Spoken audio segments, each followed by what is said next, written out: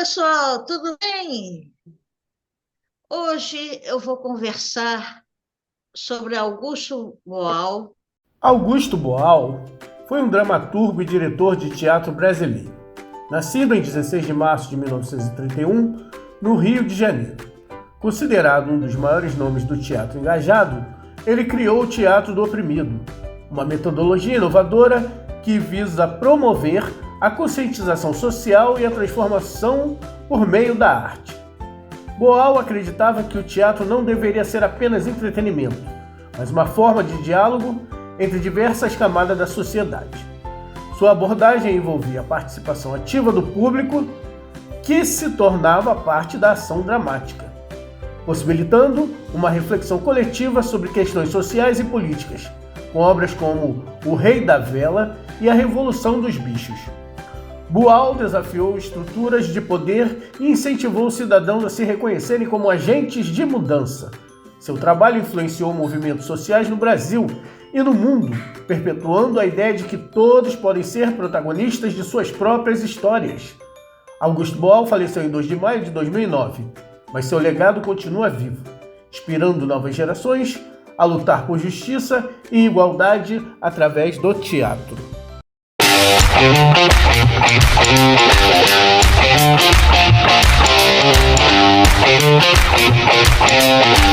Amigo, que é ator, diretor, produtor e roteirista, o meu amigo Marcos Velasque. Mas antes de começarmos, gostaria de pedir para vocês curtirem, se inscreverem, ativar o sininho para quando a gente postar mais vídeos, o YouTube mandar para vocês. E aproveite, deixe uma mensagem para dizer o que estão achando do programa e dar mais sugestões. E compartilhem, ok? E seja bem-vindo, meu amigo Marcos Velasque. E aí, meu povo, prazer. É uma honra para mim estar aqui com vocês para falar sobre arte, falar sobre teatro, falar sobre Augusto Boal. E vamos lá. É isso aí, meu amigo. Você é muito bem-vindo à casa. Que honra. E vamos à primeira pergunta, que é: qual a essência do teatro oprimido e como ele se diferencia de outras formas de teatro? Primeiro, o teatro oprimido ele tem uma proposta que, por si só, já é diferente de outras formas de teatro. A forma do teatro, como a gente já conhece, a forma do teatro clássico, é aquela em que temos um ator, temos um texto, temos uma direção e temos uma plateia. Esses elementos se relacionam e, ao contrário da proposta de Augusto Boal, esse teatro clássico, o espectador não tem uma participação ativa. No teatro do oprimido, tanto o ator quanto o espectador estabelecem uma relação de consciência entre as partes. Ou seja, é um teatro que promove aí uma transformação, uma tomada de consciência, uma reflexão sobre o tema que está sendo abordado, não mais apenas a contemplação. E no teatro clássico, você apresenta um tema, o espectador ele vai reagir àquilo a partir da emoção que ele sente, mas não quer dizer que ele vai, a partir daquele contato, estabelecer uma consciência, e nenhum ator. O teatro do oprimido é uma outra coisa, é um outro lugar, né? Primeiro, ele fala na transformação da realidade do indivíduo, o indivíduo ator, o indivíduo espectador, a partir daquele diálogo que se estabelece naquela encenação. Isso é uma das propostas, um dos objetivos do teatro do oprimido, e o outro objetivo é colocar atores, espectadores no mesmo grau de importância, né? Não existe a separação, como é que diz, categórica entre um e outro. Atores e espectadores comungam do mesmo propósito e, a partir disso, eles estabelecem uma transformação, uma tomada de consciência, um entendimento sobre a realidade e como pode transformar essa realidade. Isso é um dos fatos, né? E também a inclusão social, né? E como as técnicas do teatro e imagem contribuem para a discussão e exploração dos problemas sociais entre os participantes? O teatro imagem, eu acho que ele é menos transformador do que o teatro fórum. O teatro imagem é uma moldagem daquele corpo.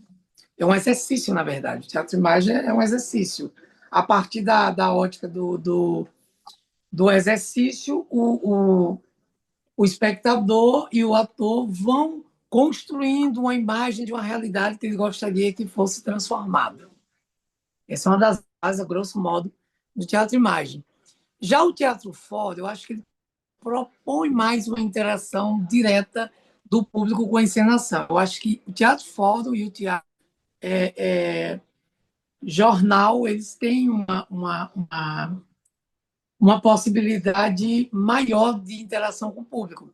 Porque o teatro fora, o espectador ele assume o lugar da personagem e muda aquela realidade. É como se você tomasse um problema social para você, engajasse uma luta e, a partir disso, você estabelecesse uma transformação. O teatro boal é todo voltado para as questões sociais, as questões políticas, as questões da diversidade, as questões da educação.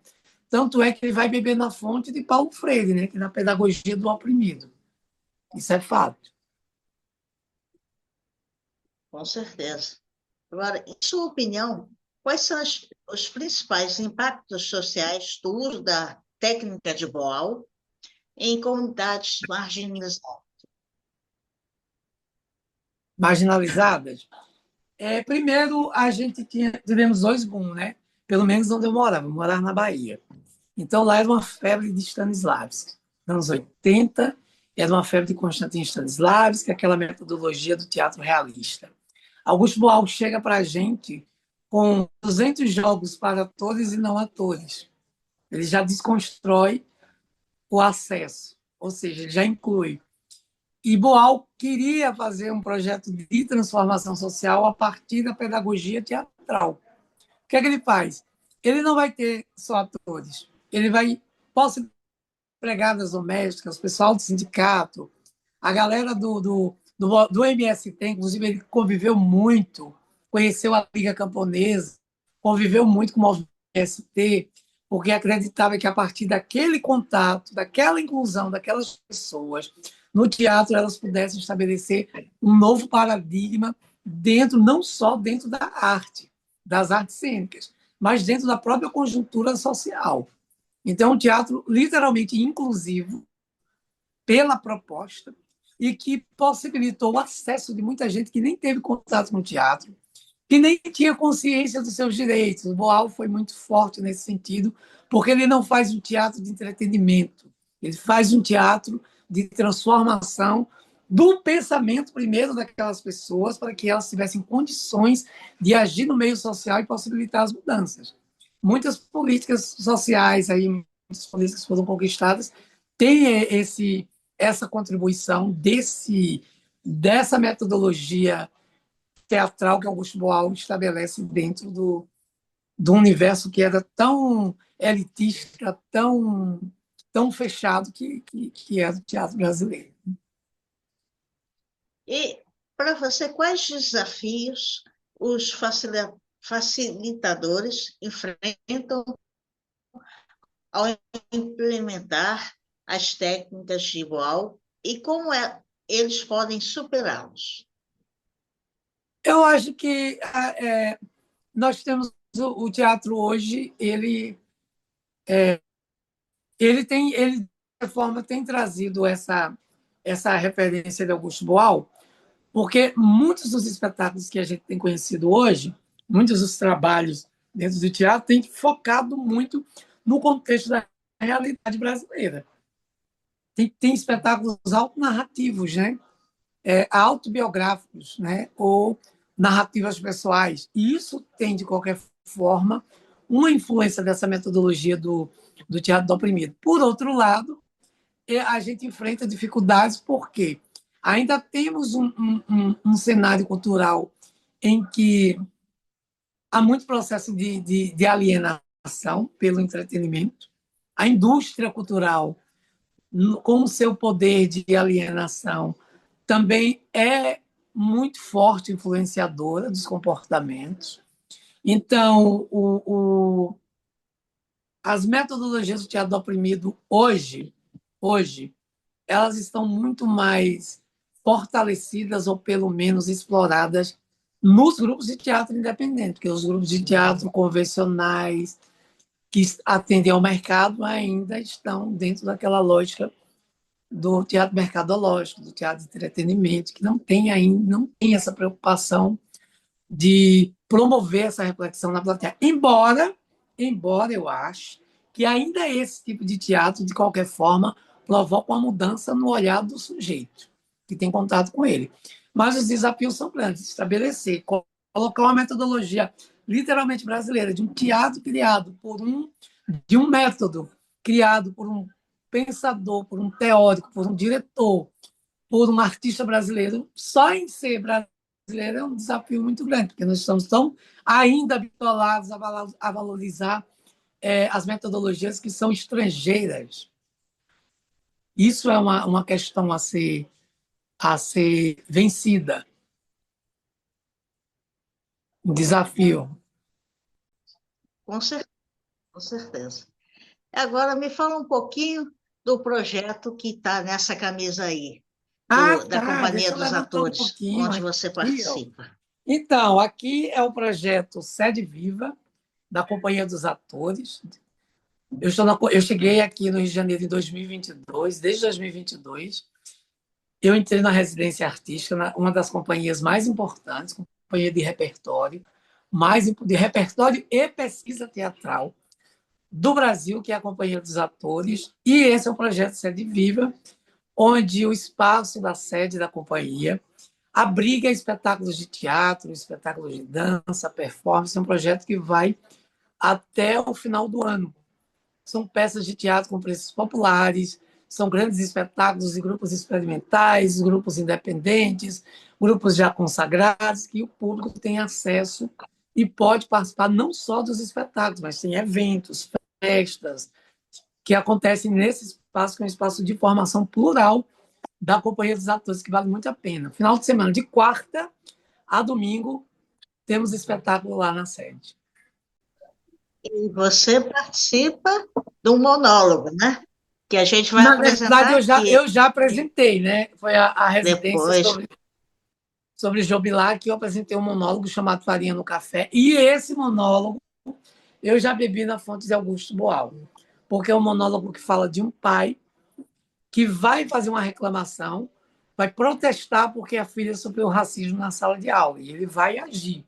Então, é um monólogo que eu já, na escrita, já estava dialogando com essa metodologia de Boal, que é uma forma de provocar o público e fazer com que o público reflita sobre um tema tão relevante e tão presente no nosso cotidiano, que é o racismo estrutural, né?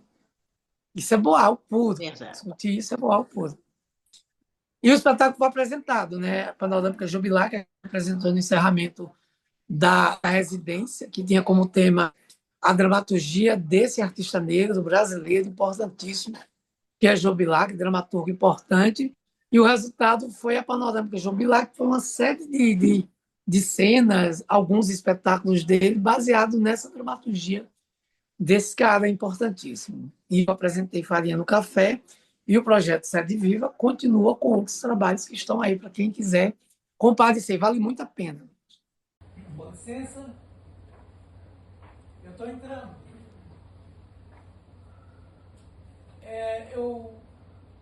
Eu vim aqui para falar com a diretora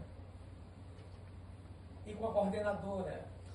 Como eu não encontrei nenhuma delas nos corredores, eu pensei que elas pudessem estar aqui. Não, eu não vim servir cafezinho, não. Eu preciso falar com as duas. Não fez registro, não registrou a ocorrência, não tomou nenhuma atitude de educadora.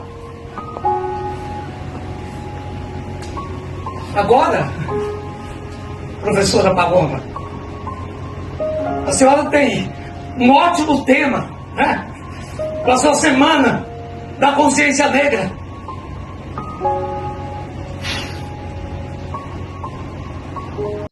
Eu vou deixar aqui o Instagram da Companhia dos Atores para quem quiser conhecer um pouco essa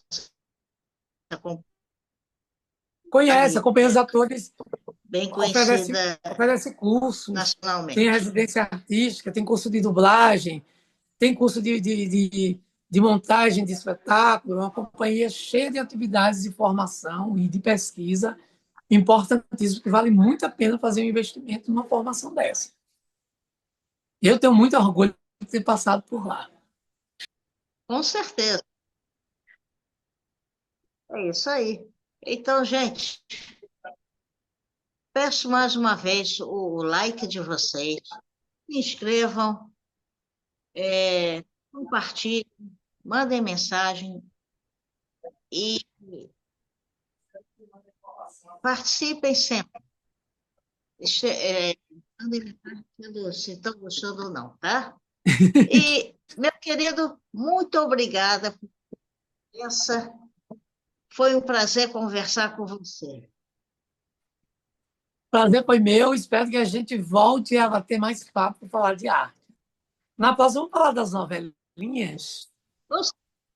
A gente vai falar, mas hoje não.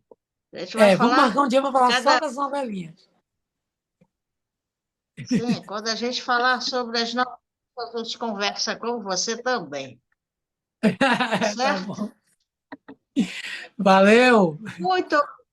beijão, Até a próxima. até a próxima. Obrigado, pessoal, e até o próximo programa. Multiartes.